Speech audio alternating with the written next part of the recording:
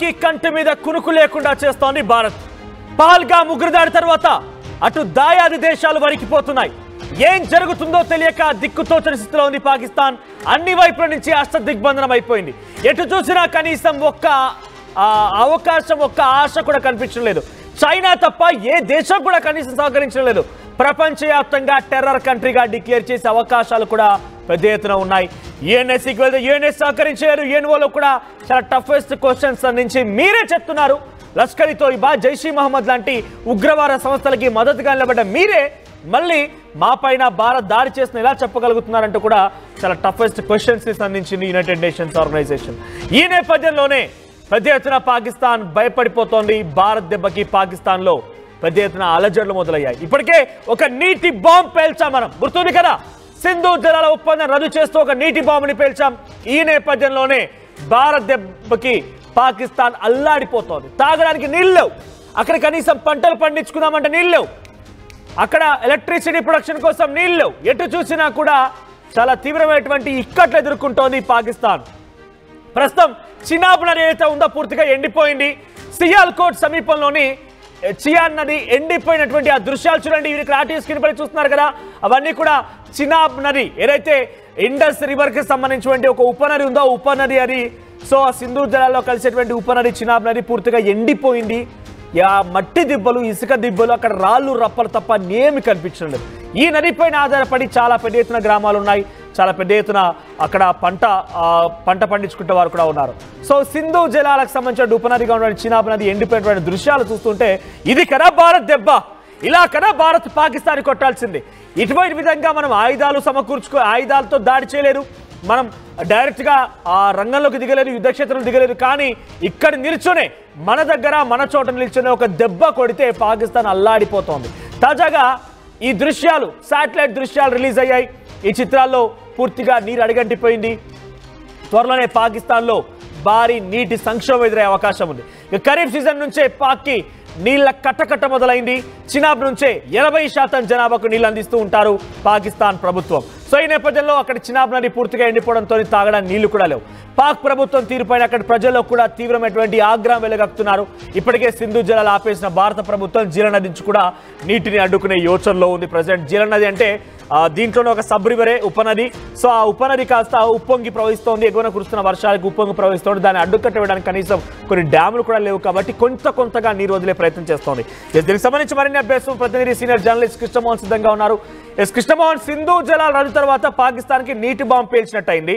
దానికి ఉపనదులుగా ఉన్నటువంటి ఆ నదులకు సంబంధించి ఫోటోలు చూస్తుంటే పాకిస్తాన్ ఏ స్థాయిలో ఉందో, పాకిస్తాన్ భారత్ భిక్ష వేస్తే బతుందని మాత్రం చాలా సుస్పష్టంగా అర్థమవుతోంది. సో ఈ నేపథ్యంలో జీలన్ నది నుంచి కొంతగా వాటర్ కూడా వెళ్తూ ఉన్నాయి. సో జీలన్ నది నుంచి అడ్డుకట్టగా ఉన్నటువంటి డ్యాములు కూడా ఏ సరిగ్గా లేకపోవడం కారణంగా నీళ్లు వదిలేస్తున్న సిచ్యువేషన్ కనబడుతోంది. సో ప్రెసెంట్ పాకిస్తాన్కి దెబ్బ ఎలా కనబడుతోంది, ఇంకా భారత్ ఎటువంటి ఆలోచన చేస్తోంది ఈ నీళ్ళని అడ్డుకునే ప్రయత్నంలో భాగంగా?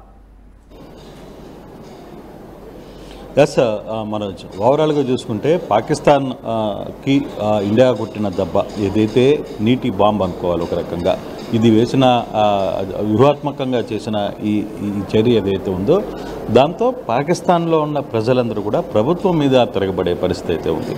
ఒకసారి మనం కనుక చూసుకుంటే సింధు జలాలని ఎక్కడైతే నిలుపుదల చేశారు దానికి సంబంధించి ఉపనదులుగా ఉన్న చినాబ్ నది పూర్తిగా కూడా ఎండిపోయిన పరిస్థితి మనం సాటిలైట్ చిత్రాల్లో క్లియర్గా చూడొచ్చు.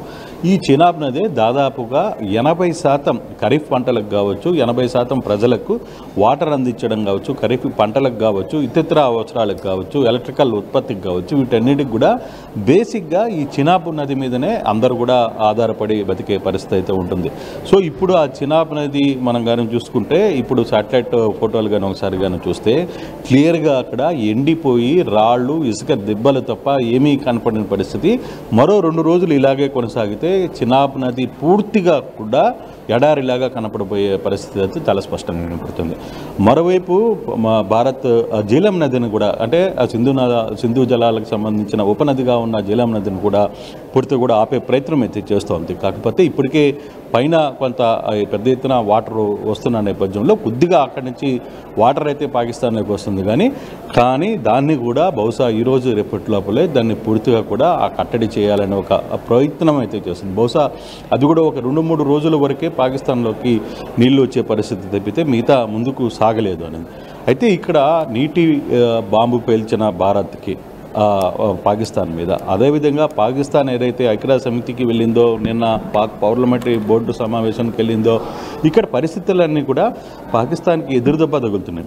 ఈవెన్ యుఎన్ఓ కావచ్చు, లేకపోతే ఐక్యరాజ్య సమితి నిన్న జరిగిన మీటింగ్లో కావచ్చు, క్లియర్గా క్లోజ్డ్ మీటింగ్స్లో కూడా పాకిస్తాన్ని ఏకైవరు పెట్టారు. మీరు చేయాల్సిందంతా చేస్తూ ఇప్పుడు మళ్ళీ మా దగ్గరికి వచ్చి భారత్ మీద చెప్పే ప్రయత్నం చేస్తున్నారు. ఎన్నిసార్లు మీకు చెప్పిన మార్పు లేదు, మీరు మారరు అని చెప్పే అంతే స్థాయికి ఐక్యరాజ్య సమితి సభ్యులు నిన్న పాకిస్తాన్తో మాట్లాడిన పరిస్థితి. సో ఈ ఓవరాల్ సిచ్యువేషన్ కనుక మనం కానీ చూస్తే ఒక్కసారిగా పాకిస్తాన్ అంటే ప్రపంచ దేశాల్లో పూర్తిగా ఏకాకైపోయింది. ఏదో చైనా కావచ్చు, లేకపోతే ఇంకొక దేశాలు, కొంత టర్కీ లాంటి దేశాలు, అక్కడ ఉన్న కొంచెం ముస్లింకి సంబంధించిన దేశాలు మద్దతు కూడిగా 1-2 షిప్పులని, యుద్ధ షిప్పులని పాకిస్తాన్కి పంపించినంత మాత్రాన దాన్ని ప్రజల ముందు బయట పెట్టి మాకు వెనకాల పెద్ద శక్తి ఉంది, మేము వెనకాల మా వెనకాల పాకిస్తాన్ వెనకాల చాలా దేశాలు ఉన్నాయి, మాకు చాలా పవర్ ఉంది అని మాట్లాడుకునే ప్రయత్నం పాకిస్తాన్ చెప్పబోతుంది. కానీ అక్కడ క్లియర్గా అర్థమైపోతుంది అక్కడున్న నాయకులు ఏం మాట్లాడుతున్నారు.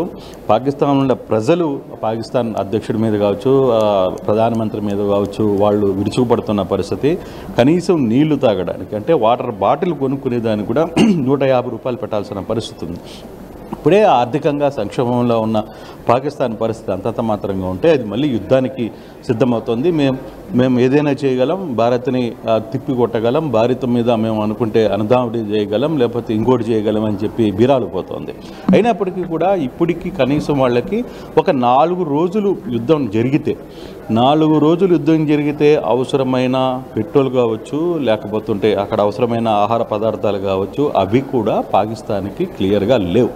ఇప్పటికే పాకిస్తాను ప్రపంచ దేశాలకి, బ్యాంకులకి 7,500 కోట్లు మాకు అప్పు ఇవ్వండి, మా దగ్గర కొన్ని సామాన్లు ఉన్నాయి, కొన్ని వస్తువులు ఉన్నాయి, ఇవన్నీ కూడా మీరు మా దగ్గర ఉన్న యుద్ధ ట్యాంక్స్ వీటన్నింటిని దాన్ని అడ్డం పెట్టుకొని మాకు డబ్బులు ఇవ్వండి అని కోరుకునే పరిస్థితికి వెళ్ళిపోయింది. అయినప్పటికీ పాకిస్తాన్ మేకపోతుగా మరి ప్రదర్శిస్తుంది తప్పితే ఎక్కడా కూడా పాకిస్తాన్కి భారత్ మీద యుద్ధం చేసే పరిస్థితి లేదు. ఈవెన్ అక్కడ పనిచేసిన పాత మిలిటరీ జవాన్లు కావచ్చు, అధికారులు కావచ్చు, ప్రస్తుతం పనిచేసిన అధికారులు చాలామంది కూడా రిజైన్ చేసి వెళ్ళిపోతున్నారు. కొందరు మంత్రులు అయితే ఏకంగా యుద్ధం ప్రారంభమైతే మేము విదేశాలకు వెళ్ళిపోతామని చెప్పి చెప్తున్నారు. సో ఇటువంటి పరిస్థితుల్లో పాకిస్తాన్కి ఇండియా కొట్టిన ఒక్క చిన్న వాటర్ దెబ్బ, సింధు జలాల్ని ఆపేయడం అనేది, ఇప్పుడు జీలం నది కూడా రేపు ఎల్లుండో కానీ దాన్ని కూడా క్లోజ్ చేసేస్తే అసలు పాకిస్తాన్కి నీళ్ళే అనేవి పుట్టే పరిస్థితి లేదు. వాళ్ళకి కనీసం తాగడానికి నీటి సమస్యతో వాళ్ళు కొట్టుకోవాల్సిన పరిస్థితి ఏర్పడుతుంది. అటువంటి సంక్షోభంలో పాకిస్తాన్ ఇరుక్కుపోయింది.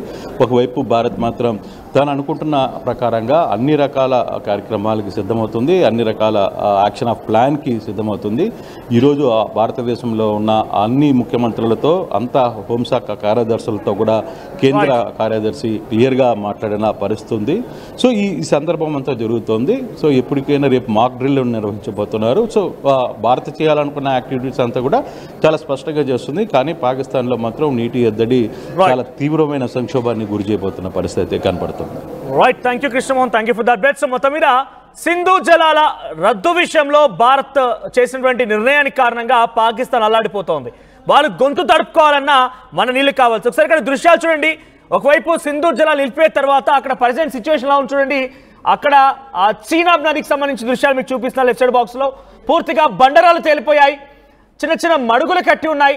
అక్కడ మెజారిటీ 80% మంది జనాభా కూడా ఈ నీళ్ళు ఆధారపడే వారందరికీ తాగడానికి నీళ్ళు అందిస్తూ ఉంటారట. సో చీనాబ్ నది పూర్తిగా ఎండిపోయి రాళ్ళు రప్పలు మొత్తం బయటపడిన నేపథ్యంలో అక్కడ కనీసం వాళ్ళ పెదవులు తడుపుకోవడానికి కూడా నీళ్ళు లేవు. అటువంటి సినారియో మరికొన్ని రోజుల్లోనే ఇంకా ఘోరమైనటువంటి సిచ్యువేషన్కి దాయాది దేశం పాకిస్తాన్ వెళ్ళబోతోంది. ఇక్కడ చూడండి, ఆ డిఫరెన్స్ చూపిస్తాను మీకు నేను. 22న పహల్గామ్ ఉగ్రదాడి జరిగింది, 23వ తేదీన ఈ సింధు జల ఒప్పందాన్ని సంబంధించినటువంటి రద్దు చేసింది భారత ప్రభుత్వం. ఆ తర్వాత 26వ తేదీకి సంబంధించి ఆ శాటిలైట్ దృశ్యాలు చూస్తుంటే కొన్ని చోట్ల అక్కడక్కడ కొన్ని నీళ్లు కనబడుతున్నాయి, చిన్న చిన్న దారాలు ఉన్నాయి. కానీ 29 డేట్కి వచ్చేసరికి పూర్తిగా ఎండిపోయింది. అంటే ఇప్పటికే దాదాపుగా పూర్తిగా చినాబ్ నది ఎండిపోయింది. చినాబ్ నది ఇక్కడ సియాల్కోట్ సెక్టార్ దగ్గర పూర్తిగా ఎండిపోయినటువంటి ఆ దృశ్యాలను చూడండి.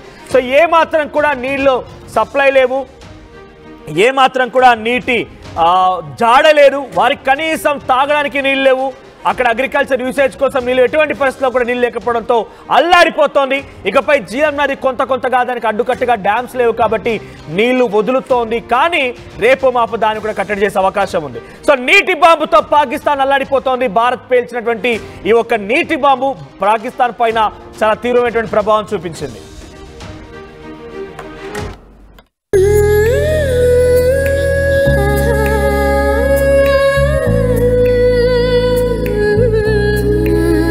Gokulam Signature Jewels.